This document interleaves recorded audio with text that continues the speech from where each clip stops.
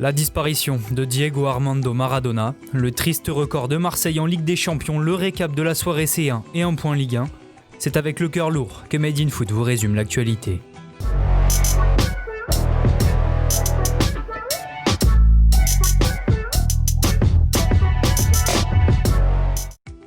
Aucun mot ne serait assez fort pour rendre hommage et expliquer ce que représentait Diego Armando Maradona. De toute façon, le génie ne s'explique pas. Hier, El Pibe de Oro s'est éteint chez lui en Argentine à l'âge de 60 ans des suites d'un arrêt cardiaque.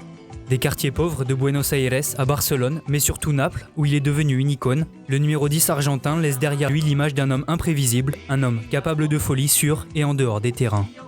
Une réputation qui a forgé sa légende, mais ce sont surtout les titres remportés qui feront de lui l'un des meilleurs joueurs de l'histoire de ce sport.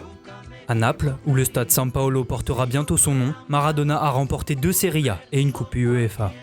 Mais le trophée le plus important de sa carrière, c'est avec son pays qu'il l'a gagné. Une Coupe du Monde 1986, où El Pibe de Oro portera à lui seul l'Albiceleste.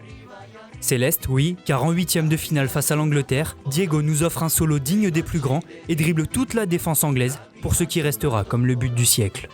Une action d'autant plus iconique que 4 minutes plus tôt, il avait inscrit ce fameux but de la main de Dieu. Maradona était un dieu, Maradona était le football, Maradona était le dieu du football. Aujourd'hui, le monde entier pleure sa disparition. Alors ces derniers mots, gracias por todo Diego y hasta luego. Triste record pour l'Olympique de Marseille. En s'inclinant 2-0 au Vélodrome face à Porto hier soir, l'OM a enchaîné une 13e défaite de suite en Ligue des Champions. Une lamentable performance qui élimine d'ores et déjà le club phocéen de la compétition. Et si le fond de jeu était toujours aussi pauvre, Marseille s'est tout de même procuré quelques occasions.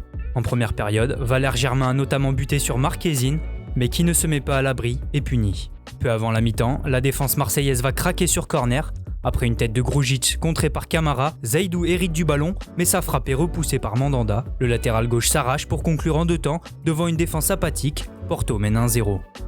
En seconde période, les Portugais vont être réduits à 10 après l'exclusion de Grujic, mais Marseille n'en profitera pas. Pire, 5 minutes plus tard, Balerdi écope lui aussi d'un carton rouge et concède un penalty. Sergio Oliveira fait le break et enfonce un peu plus l'OM. Dernier du groupe C, les Marseillais peuvent encore espérer jouer la Ligue Europa s'ils battent l'Olympiakos, mais pour ça il faudra marquer, chose que l'OM n'a pas encore fait. L'autre rencontre du groupe entre l'Olympiakos justement et Manchester City s'est soldée par une courte victoire 1-0 des Anglais grâce à un but de Phil Foden. Dans les autres matchs de cette 4e journée de Ligue des Champions, le Real Madrid s'est bien rattrapé en allant s'imposer 2-0 sur la pelouse de l'Inter Milan. Un match plutôt facile pour les merengues après l'ouverture du score sur penalty d'Hazard dès la 7e minute et l'exclusion de Vidal à la demi-heure de jeu. En seconde période, c'est Achraf Hakimi, un ancien madrilène, qui va marquer contre son camp. Avec cette victoire, le Real Madrid est 2e, l'Inter dernière, vainqueur 4-0 du Shakhtar, le Borussia Mönchengladbach est leader.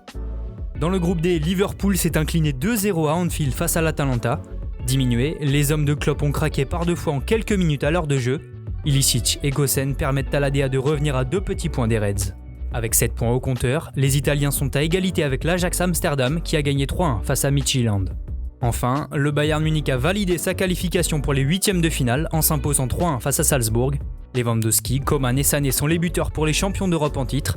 L'Atlético Madrid de son côté n'est pas parvenu à battre le Lokomotiv Moscou et se contente du nul 0-0. La soirée d'hier était aussi l'occasion pour la Ligue 1 d'organiser une session de rattrapage. Touché par des cas de Covid-19, Lens avait manqué son match de la 8e journée face à Nantes, une partie qui a finalement pu se disputer hier à Bollaert et qui a accouché d'un match nul, 1 but partout. Gaël Kakuta a permis au sang et or de faire la course en tête pendant un long moment. Malheureusement pour Lens, Nantes a égalisé sur un penalty d'Abdoulaye Touré dans les 10 dernières minutes. Lens est 8e, Nantes 14e. Ce soir, 2 autres clubs de Ligue 1, le LOSC et l'OGC Nice, joueront une partie de leur avenir en Ligue Europa. Leader du groupe H, Lille est bien embarqué mais devra faire face au Grand Milan AC ce soir à 18h55. Vainqueur 3-0 à l'aller, grâce à un triplé de Yacice, les Dogs voudront réitérer l'exploit au stade Pierre-Mauroy. Avec seulement 3 petits points en 3 matchs, Nice est de son côté plus en difficulté, mais tout n'est pas perdu pour le gym puisque c'est encore serré dans ce groupe C. Ce soir, face au Slavia Prague, Patrick Vieira comptera sur son buteur Amin Gouiri pour faire la décision. Merci à tous de nous avoir suivis, n'hésitez pas à liker, commenter et partager. On se retrouve très bientôt pour un nouveau journal.